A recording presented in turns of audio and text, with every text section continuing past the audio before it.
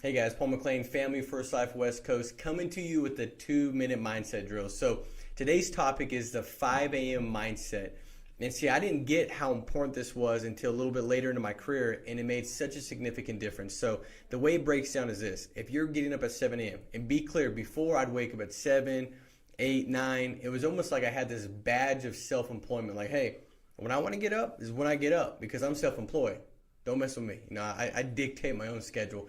And so I was working from entitlement, not responsibility, right? And it's one thing to have responsibility. It's another thing to be the best manager of that responsibility. And see, what happens is this.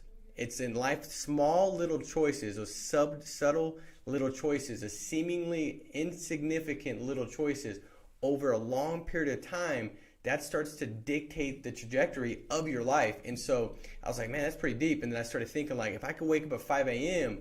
and get an extra 2 hours before anybody's getting up, or if I get up at 4:30, that's 2 hours a day times 30 days. That's 60 hours, right? That's like over several hundred hours a year that you're picking up. And then I realized that, you know, when you look at like these experts, these top performers in any platform in their career, whether that's sports or if it's musical or whatever it is, like they've got 10,000 hours or 10 years of practice, right? It's an actual like law that the best of the best, right? It's not because they were born most gifted or anything like that. They just figured out a way to put more hours in more rapidly, more consistently, and then that compound effect starts to take place.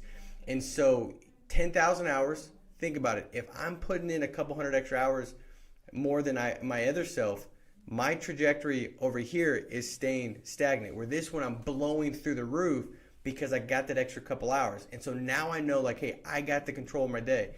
I'm starting to say that I take control of my circumstances, not circumstances take control over me. So there's a couple things at point here. One being, how many more hours can you get that slight edge over everybody else, right? How many more dials can you make if you got an extra couple hours? How many more things that you can read and develop, and maybe affirmations that you go through in the morning? Maybe you got time now to go through gratitude and get your mind right and start to operate from a standpoint of joy and excitement about where you're going and the payoffs of what you're going to do that day, not just the pain and chaos of the day's just upon me, now I'm going through it. So the 5 a.m. mindset, guys, that dictates the entire day.